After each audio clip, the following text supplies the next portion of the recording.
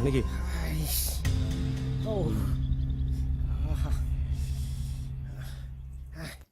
കൊള്ളാലോ ഇത്. എടുക്ക്.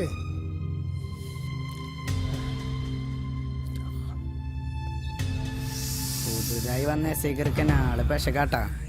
ഇപ്പോ പോലീസ് ജീപ്പിലല്ല, പല പല വണ്ടിയിലാണ് ആളുടെ പടിയൊരുക്കം. നീ പേടിക്കണ്ട. സ്കൂൾ പരിസരത്ത് കഞ്ചാവ് വിൽക്കാനേ കുറെ ചീള് പിള്ളേരെ ഇറക്കിയിട്ടുണ്ട്. ജോയിയേട്ടന്റെ ഗാങ്ങിൽ ചേർക്കാന്ന് പറഞ്ഞ അവര് ത്രില്ലടിച്ചിരിക്കാണ്, അറിയോ?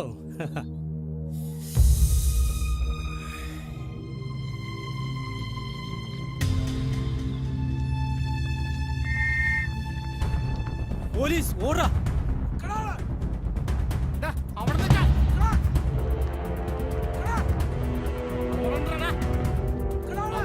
ഓടിക്കോ.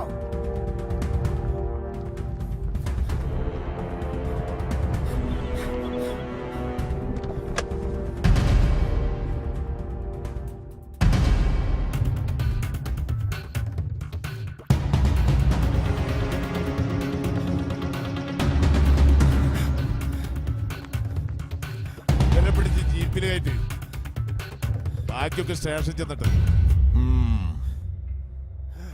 സത്യം പറഞ്ഞില്ലെങ്കിൽ നിങ്ങൾക്ക് ബുദ്ധിമുട്ടാ. ആരടാ നിങ്ങൾക്ക് ഈ കഞ്ചാവും ചരസും ഒക്കെ എത്തിച്ചേരുന്നത്? അറിയില്ല അറിയില്ല.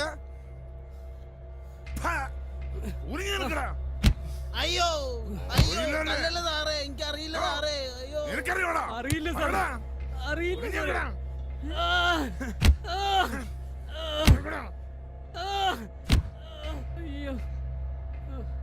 അരവിന്ദാക്ഷ, ആ പ്രദീപിനെ വിളിക്ക്. ഇവിടെ വാ.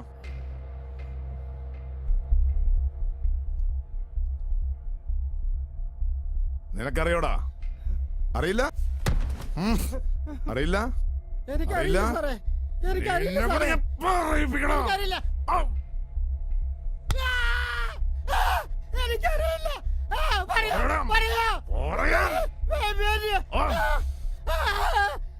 Baby anti.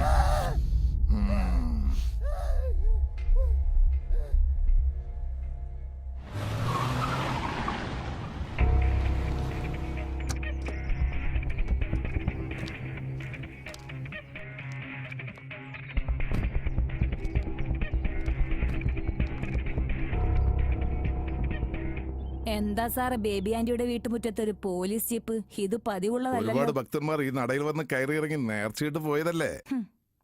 ഈ പാവം ഈ സന്നിധിയിൽ വന്നൊന്ന് വണങ്ങാമെന്ന് കരുതി. ഒരുപാട് ഭക്തന്മാർ കേറിയിറങ്ങി പോയിട്ടുണ്ടെങ്കിലേ അത് ഈ ബേബി ആന്റിയുടെ ഇപ്പിന്റെ മിടുക്ക. പുറത്ത് കഞ്ചാവിന്റെയും ചരസിന്റെയും കച്ചവടം, അകത്ത് നിന്റെ കച്ചവടം. മാതിയടി ചുമട നീ കളിച്ചത്. കയറടി വണ്ടിയില്. എനിക്കൊന്ന് ഫോൺ ചെയ്യണം. വിളിച്ചോ, നീ ആർക്ക് വേണമെങ്കിലും വിളിച്ചോ. നീ ഏത് പാതിരാത്രിക്ക് ഫോൺ ചെയ്താലും കണ്ണു തുറക്കുന്ന ദൈവങ്ങളുണ്ടെന്ന് എനിക്കറിയാം. നീ ആർക്കൊക്കെ ഫോൺ വിളിച്ചാലും നിന്നെ ഞാൻ ഇവിടെ നിന്ന് കൊണ്ടുപോകും. അതിനുള്ള അധികാരം ഈ കാക്കിക്കുണ്ട്. നടക്കടി.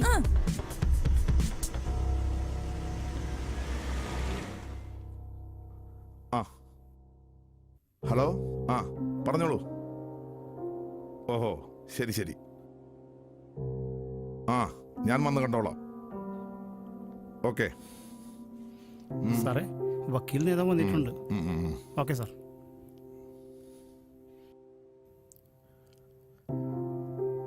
ഞാൻ അഡ്വക്കേറ്റ് രാജേന്ദ്രൻ. ആ അറിയാം സാർ, ഇരിക്കൂ. Thank you. എന്നെ അറിയാലോ അല്ലേ? ഓ, വളരെ കഷ്ടമുണ്ട് സാറേ. നിങ്ങളെപ്പോലെ സമൂഹത്തിലെ പ്രമുഖരും പ്രശസ്തരുമായിട്ടുള്ള ആളുകൾ സമൂഹത്തിൽ ഇത്രയും ദോഷം ചെയ്യുന്ന ഈ ആളുകളെയൊക്കെ വളരെ നിഷ്പ്രയാസം പുഷ്പം പോലെ ഇറക്കിക്കൊണ്ടുപോകുന്നതിൽ വളരെ ദുഃഖമുണ്ട് സാർ. എന്ത് ചെയ്യാനാടോ, ഈ കുപ്പായിട്ട് പോയില്ലേ. ശേഖരൻ മുതലാളിയുടെ പൂത്തക്കാശും സുധാകരൻ സാറിൻ്റെ പൊളിറ്റിക്കൽ ഇൻഫ്ലുവൻസും കൊണ്ട് ഇവർക്ക് ഇതെല്ലാം എന്തു സാധിക്കും?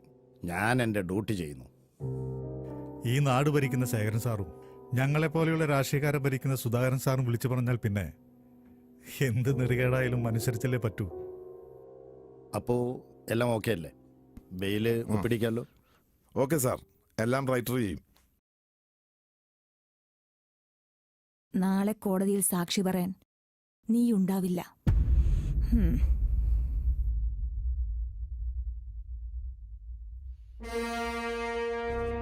ഞാൻ പറഞ്ഞില്ലേ സാർ, 1 മണിക്കൂറിൽ കൂടുതൽ ബേബി ആന്റി സ്റ്റേഷനിൽ ഇരിക്കില്ലെന്ന്. സമ്മതിക്കൂല സാറേ ഭരണപക്ഷവും പ്രതിപക്ഷവും. നിക്കടെ അവിടെ. നീ ഒരുപാട് വിറ്റ് പണമുണ്ടാക്കിയ നിന്റെ മരുന്നിന് അടിമയായ നിന്റെ മകളെ അബോധാവസ്ഥയിൽ എൻ്റെ കയ്യിൽ കിട്ടിയിട്ടുണ്ട്. എൻ്റെ കാക്കിക്കുള്ളിലെ നല്ല മനസ്സുകൊണ്ട് ആരെയും അറിയിക്കാതെ ഞാൻ അവളെ ഹോസ്പിറ്റലിലാക്കിയിട്ടുണ്ട്. നിന്റെ ഭൃത്യന്മാർ എത്ര പേർ എന്തൊക്കെ ചെയ്തു എന്ന് എനിക്കറിയില്ല. അവരുടെ കണക്കൊക്കെ നീ എടുത്താൽ മതി. നിന്റെ അഹങ്കാരം ശമിക്കുമ്പോ നീയൊന്ന് പോയി കാണ്.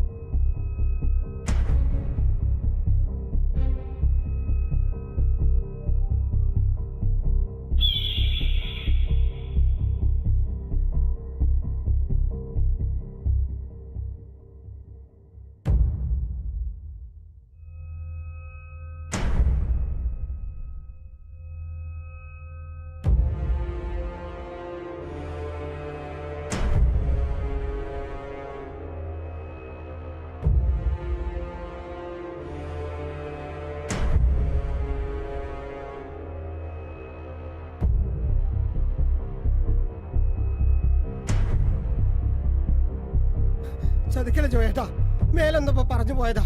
ചതിക്കല്ലേ ജോയേട്ടാ, ചതിക്കല്ലേ ജോയേട്ടാ. പറഞ്ഞല്ലടാ.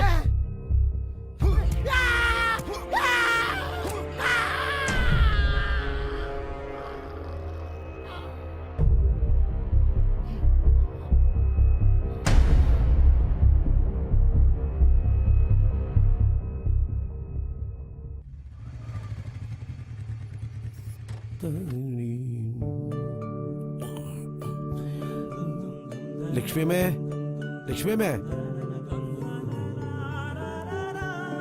ലക്ഷ്മിയമ്മേ.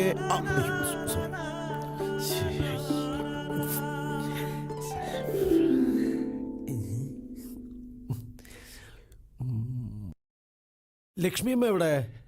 അമ്മ കുടുംബശ്രീ മീറ്റിങ്ങിന് പോയിരിക്കുക. സൂര്യേട്ടാ ഒന്നിങ്ങോട്ട് വരുമോ? എന്താ കാര്യം? എന്താ അകത്തേക്ക് വന്നാല് ഞാൻ പിടിച്ചു തിന്നോ?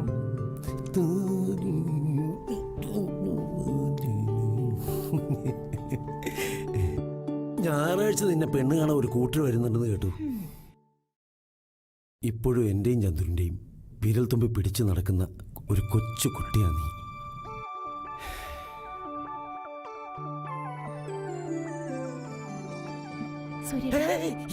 എന്താ ഈ കാണിക്കുന്നത്? ഞാൻ സൂര്യ. കുട്ടിക്കാലം മുതലേ മനസ്സിൽ കൊണ്ടു നടക്കണ ഇഷ്ട. പറയാൻ പലതവണ ശ്രമിച്ചു, പക്ഷെ കഴിഞ്ഞില്ല. ഷാരി എന്തായി പറയുന്നത്? ഞാൻ ആ കണ്ണുകൊണ്ട് ഒരു പ്രാവശ്യം പോലും നിന്നെ കണ്ടിട്ടില്ല. അത് മാത്രമല്ല, നിനക്ക് വേണ്ടി ഇവിടെ കല്യാണം വരെ നടക്കുക. വേണ്ട കുട്ടി, അരുതാത്തൊന്നും മനസ്സിൽ വേണ്ട. അതെ, എല്ലാവരും എങ്ങനെയാ. ഹൃദയം തുറന്ന് കാണിക്കാനൊന്നും എനിക്ക് കഴിയില്ല സൂര്യേട്ടാ. ഞാൻ